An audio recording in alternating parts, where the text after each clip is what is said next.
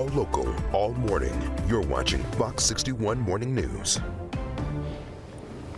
Now at 6, cleanup continues after a train derailed at Mansfield last week. Fox 61's Glenn Kittle will have more about the cleanup efforts and when things might start looking back to normal. That's coming up in a few minutes. But first, we want to say good morning on this Tuesday, February 10th. Thanks for joining us on Fox 61 and Fox 61 Plus. I'm Bridget Piorlo. And I'm Erica Arias. Happy Tuesday. Thanks for checking in. We are checking in with Rachel Piscatelli right at the top of the 6 o'clock hour. We're talking about warm up for us because it's going to feel like a warm up, and also some snow coming our way. Yeah, snow coming in overnight, but nothing to get too worked up about. I think there might be some disruptions tomorrow morning. There could be maybe a few areas that get some delays. But for the most part, I think this should behave. We are looking at some snow to develop between 5 o'clock tonight and about 3 o'clock tomorrow morning. Some light snow and maybe even some mix in some areas. So there might be some slick travel out there as you head into the evening tonight, and really more so overnight tonight. And could there be some school delays? Sure. I don't think it's going to be a widespread thing, but we'll certainly have to watch for that for tomorrow morning. A winter weather advisory posted for central and western Connecticut through 6 a.m. tomorrow, although I do think the precipitation will wrap up prior to that. Now, looking at the snow forecast map here, we are thinking that higher elevations could pick up 1 to 2, maybe 2.5 inches of snow, whereas most of the state picking up a coating to about an inch or so, which sure may slow you down just a bit. Temperature-wise, we are a little bit warmer than this time yesterday. 15 to about 18, even 19 degrees warmer. We're sitting in the teens and the 20s across the state at 20 in Groton, 17 in Norwich, 22 in Hartford, and near 20 degrees in Windsor Lock. So at the bus stop this morning, we do have temperatures that are in the teens and the lower 20s, comfortable under a mostly cloudy sky. There could be some sunny breaks this afternoon, but I think the clouds went out for the most part as temperatures move into the lower to middle 20s. And then again, we are watching the snow and mix to move in tonight. We'll have more details on it, walk you through the hour by hour coming up in just a bit. Here at 6:02, largely quiet with the exception of this crash over in New Haven. The road work that we had out there in the 5 o'clock hour has wrapped up for the morning commute, but a live look outside just out by Long Wharf now. This is going to be on 95 out by exit 46. You can see that right lane is blocked off. It looks like at least 1 to 2 vehicles involved in this. So just give yourself a little extra time in the area as they work on clearing this crash. Erica. Rachel, thanks. 6:02 right now, and we have an important update coming out of Mansfield for you. All 13 rail cars are now upright, and they're stabilized after being derailed last Thursday. So crews are now working to safely remove the liquid petroleum out of 6 of the cars before moving on to the next stage of the cleanup. We're checking in with Fox 61's Glenn Kittle. He's live in Mansfield. Glenn, good morning. What's next for the cleanup process?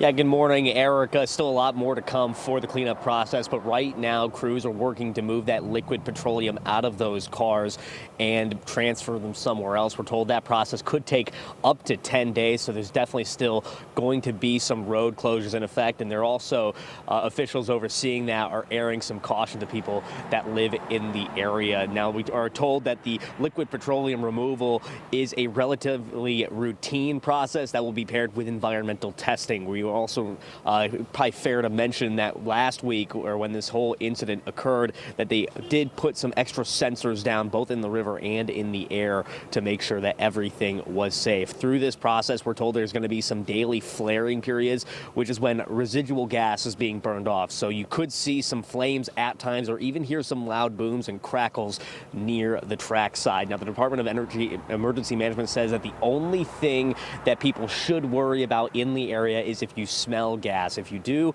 you're being told to call 911. We're going to continue to monitor the cleanup of this train derailment here in Mansfield and get the latest updates to you as we hear more. But right now, live in Mansfield, Glenn Kittle, Fox 61. All right, Glenn, thanks for all that information. I'm sure those loud booms can be pretty alarming for people in the area, so good to know that it's nothing major. 6:04 now. The man arrested in the deadly shooting of a mother and infant in Hartford is expected to appear in court today.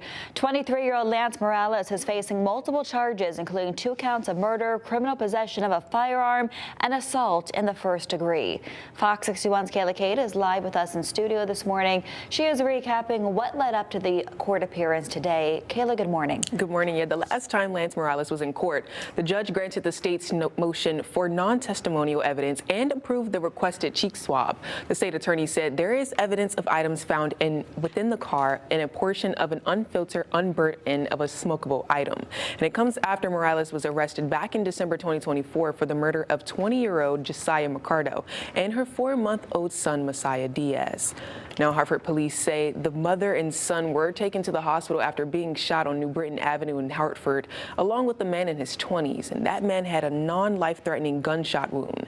Police said 4 people, including the 3 victims and the driver who was uninjured, were in a car when Morales pulled up his vehicle and opened fire. Police determined the gun Morales used had an illegal Glock switch modification. Again, he is scheduled to face the judge again this morning. In studio, Kayla Cade, Fox 61. Kayla, thank you. Well, a lot of questions remain for renters who had to evacuate their homes at the concierge apartments in Rocky Hill. The state's attorney general is now calling this a local housing crisis unlike anything he's ever seen. It's just so frustrating for everyone affected here. More than 2,000 people have been forced out of their homes at the Rocky Hill apartment complex. Fox 61's Tim Latow shares that a state investigation into the management company is now underway. The Attorney General says it's unusual for him to get involved in housing disputes, but he says the conditions here at the concierge apartments is so atrocious, he decided to launch an investigation. In my 7 years, have not seen something this extreme. State leaders converged on Rocky Hill Town Hall with a stern warning to the management company of concierge apartments. Everyone who lives there, more than 2,000 people in total, were ordered to evacuate as a result of freezing pipes and other maintenance issues. Alex Duvall is one of them. My fiance and I moved in. There's a sign that says luxury apartments, and we're trying to, start our lives together in a new home. And a couple months in, this is kind of what we're experiencing. It kind of sucks.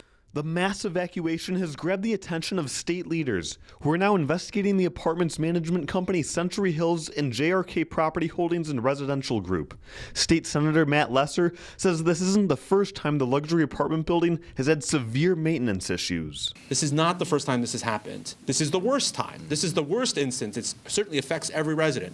That's never happened before. Tong confirmed he is aware of 3 tenants who died at the apartment complex in the past year, but he would not say if those deaths were related to the building's maintenance issues. He also wouldn't elaborate when I asked him what he's looking for in his investigation. I can't speak to the specifics of the investigation except to say that we're going to get to the bottom of what's happening over there. Why does this keep happening?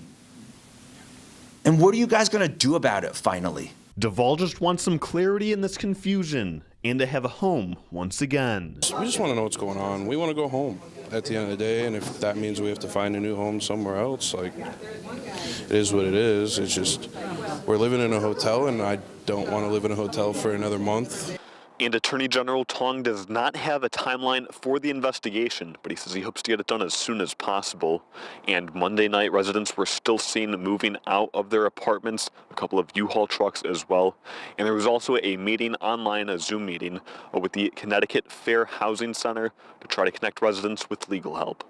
In Rocky Hill, Tim Latow, Fox 61. 6:08 right now, and we have an update on a story we first told you about yesterday. A 93-year-old woman died Sunday while in the care of the Bickford Healthcare Center. Windsor Locks police say it's bringing in help from both the Department of Public Health and Elder Abuse Connecticut as investigators look for answers. The woman wandered away from the facility and she was found face down in a pile of snow not far from the building. She's been identified as Margaret Healy from Waterbury. Police say Healy suffered from Alzheimer's, dementia, and other cognitive disabilities that caused her to often wander. The center put a body monitor on her. It's called a Wander Guard. Now, this would send an alert to staff if Healy was found in an area that she shouldn't be and was unsupervised, like outside the facility. Right now, we're trying to find out if the alarms went off. If it didn't work properly, then why? And if it did work properly, why did this continue to occur until her death? The department has taken the Wander Guard monitor for evidence and is looking to get an electronic timestamp of alerts that were sent to Bickford. The Bickford Healthcare Center has not responded yet to our request for a comment. And this is what a tattoo and coffee shop in Hartford looked like right after a pipe burst and the whole shop flooded over the weekend. The owners say our extremely cold temperatures caused that pipe to burst. Saturday evening, a pipe burst inside of Refuge Tattoos and Taza Cafe, causing significant damage to the shop on Pratt Street. We hear a loud bang, and then we just see water start trickling down throughout, coming out of the ceiling lights. And you see in the video, the wall just explodes with water pouring out into the shop. And just a couple minutes after that, the ceiling comes crashing down with the weight of water. And it was just continuous. It was like a waterfall.